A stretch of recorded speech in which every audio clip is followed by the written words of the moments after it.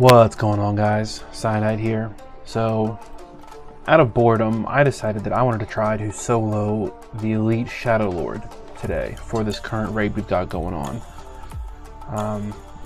As you can see in the top right of your screen, we've got the Bowie Knife and the Excalibur for the dual wield. I was really tempted to use Deathbringer, but with only a 20% chance to counter and lower the Shadow Lord's resistance by 100%, it's too risky to me because there's still that chance where it doesn't happen, and then the turns that I can't attack, it just won't work. So I'm going with Excalibur. For my evade, I got 2 Ring of Lucy's, the Assassin's Vest, and the 4 Quick Assaults, which puts us at 100% evade. Veritas of the Dark absorbs dark damage, so we're good on that aspect. I don't know how long this will take. I have no idea. He's got 4 million life, so we'll see. Just gonna go ahead and hop right into this. So what happens with Veritas? He starts off with some exorbitant amount of defense and spirit, so you can't do anything turn 1. I mean, you can buff. Actually, you know what? I'm probably gonna fail this because I don't know. I've got plenty of ethers and elixirs. So he starts off with a ridiculous amount of defense and spirit, so you can't do anything to him. So I'm actually just going to defend here and just wait. So turn 2, he's got a 50% chance to lower defense or lower his own spirit by 98%. And here he lowered his defense, so we're good. And of course, we got 3, 4, 5 counters for his dark resistance. I could have brought the Deathbringer, but we'll see. We'll see how that goes. So, holy crap, this is gonna take a while. Wow. So I'm doing 4% a turn. As you guys can see, everything's avoiding. Oh, the Ring of Lucy's are gonna recover my MP. I forgot about those. You can see how often I use them. So this is interesting.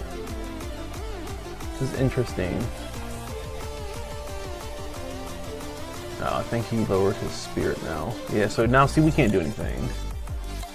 And I'm silenced, so I really should have brought the Deathbringer. It would have gotten me 50% more damage a turn.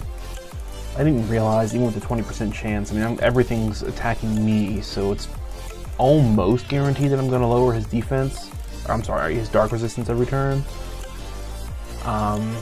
So, you know, hindsight's 2020. But I'm honestly surprised more people aren't doing this raid. It's really, it's not that it's not hard, but it's not easy. If you just go in with the proper team, I attacked too early. If you just go in with the proper team, with a little bit of damage mitigation, some dark resistance, some defense buffing, you can easily take him out with just 2 DPS units. He's really not that difficult. If you don't buff, however, he will destroy your entire team. There's no doubt about that. So, like, I think I've done 8 refills on this dude, just because I really wanted to max a couple units to level 100. And I'm almost top 200 rank.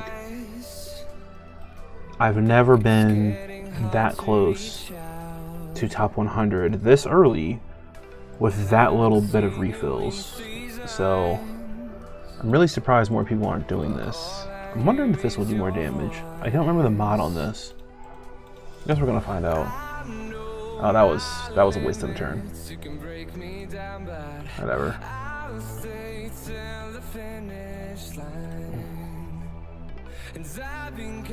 So with as much MP as I'm recovering, I really could just hit repeat. I wouldn't even... I'm recovering so much MP with the Ring of Lucy's, so I don't even have to worry about defending and conserving.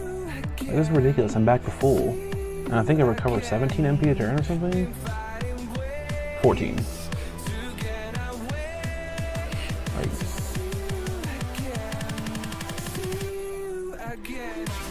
Like this guy, this Veritas is like absolutely nuts.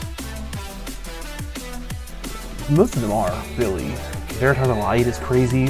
Veritas of Dark is crazy. The Fire is, you know, really good. I'm kind of underwhelmed with Water and Veritas of the Heavens. Not really feeling them. Veritas of the Earth, though, is really good. Like, if you don't have a Wilhelm, Veritas of the Earth is where you really want to beat your tank. I really wish I brought some attack boosting stuff, like an item. I think I only have restorative. Yeah, that's unfortunate. Okay, so this is 3 to 4%, or 4 to 5%. On the turns that I can actually attack.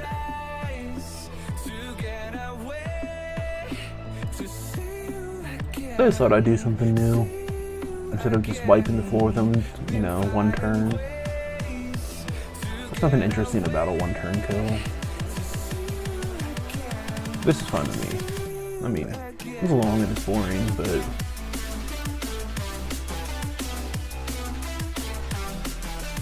it's cool. You already lost 26%.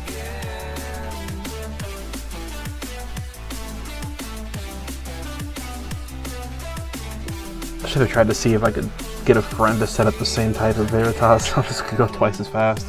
Or faster with the chaining. Oh well.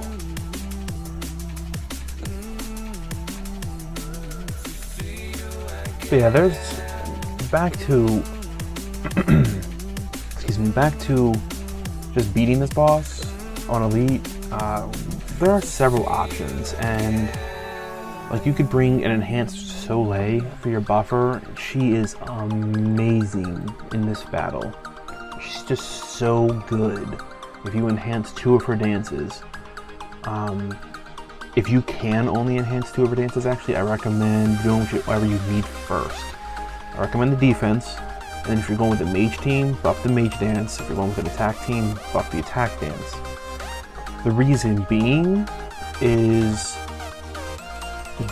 let's see if he does it right now. Umbra Smash, I believe that's what it is.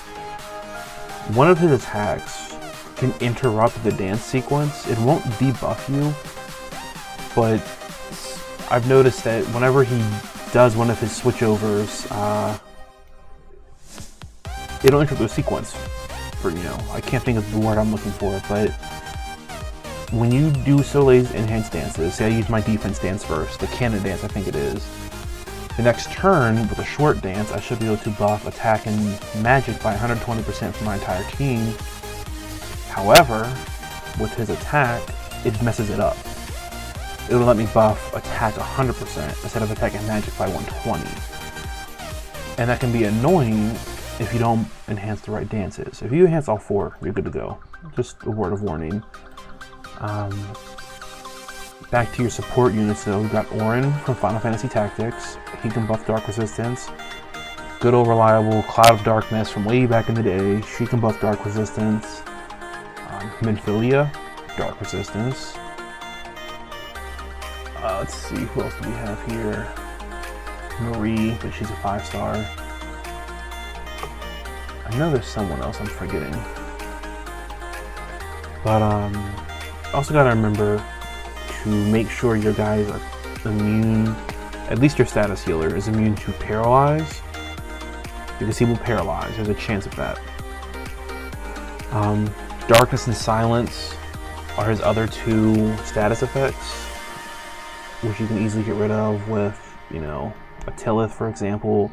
If you manage to get a Riku pouch, her Panacea recovers all of that.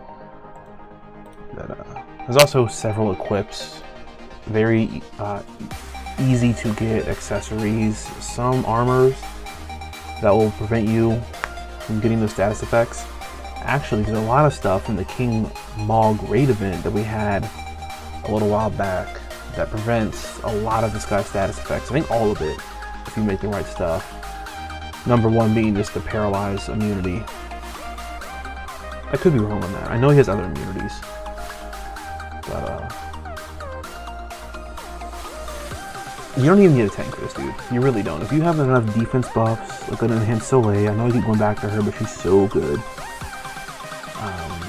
Dark Resistance buff. We have those two, and either a 9S, a 9S pod, a Veritas of the Earth, a Wilhelm, anyone else with AoE damage mitigation. You do not need a tank to clear Elite. He hits like a chump if you have those three.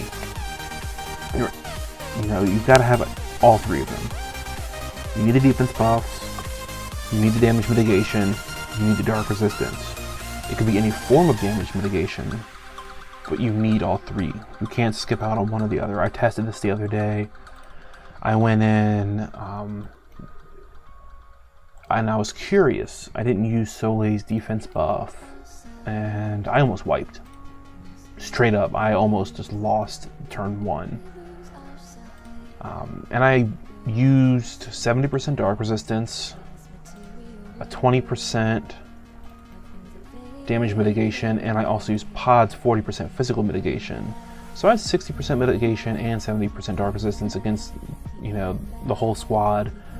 And if I didn't have HP gear on some of my guys, I would have lost straight up. Because I don't bring a healer either. I don't bring a healer or a tank. I just bring pure DPS and one support unit, which is my Soleil. So I got very lucky in the fact that on the turn 2 he lowered his defense, and I managed to kill him. Another thing is, and I'm kind of all over the place, I don't obviously script my videos, just on the fly. If you go in here with, say, a physical DPS team, and on turn 2 he lowers his defense instead of his spirit, so now you've got to survive a few turns, which, if you have what I mentioned earlier, is not too hard, especially if you bring like a Riku. Her potion can heal up the damage loss, or the damage taken, but he will switch every 3 turns. So on that last turn, on turn 4, right before he switches, what he's going to do is he's going to dispel himself, so any debuffs that he has are not going to matter. And that can be problematic, because if you don't rebuff on turn 4, you have a pretty decent chance of wiping. That happened to me actually. I wasn't paying attention. I was responding to a text or something while playing, and I forgot to rebuff. Turn 5, I look back up at my screen, and I have 2 units. I have a 2B left with 1 HP, and I have an A2 left with like 100 HP. I only didn't wipe because 2B skill proc and let me live, and A2 had enough avoid. That's really bad because I don't want to waste these raid orbs. These coins are worth 50 gil a piece. Every 5 orbs, you're getting 500,000 gil. That's insane. That's so much money. There's over 2 million gil a day if you farm Elite. It's absolutely nuts. Like, there's no excuse. You gotta make it work. You gotta find a friend. You gotta, you know, put your resources together. You gotta do what you can to farm this dude. Even on pro, like, you can't not farm this raid. You make so much money. And if you are into farming expeditions a lot, which you should be because they're quote-unquote free, and if you're enhancing, you know you spend a lot of gil. And if you don't use a macro to farm, your gil supply will just keep going down and down and down. This will help a lot. I'm anticipating getting close to something like an extra 10 mil off this event, maybe 15. Really depends on what I feel like doing, but for sure 10 mil. I think there's no reason not to. And to be truthful, if I could kill this guy on turn 1 without using Setzer luck, I would probably drop a couple thousand lapis to farm this dude. Just for the money, because there's no Moogles in the pool. I've gotten crap for drops for pulls on the summons. I had one summon where I got like 6 or 7 Cactar families. Other than that, it's garbage. And I've already made all my event gear, so I'm good in that regard. So I'm just selling this stuff. It's too good not to. Alright, so we've got 13% left. We're almost done. A few more turns. I'm actually curious what turn we're on.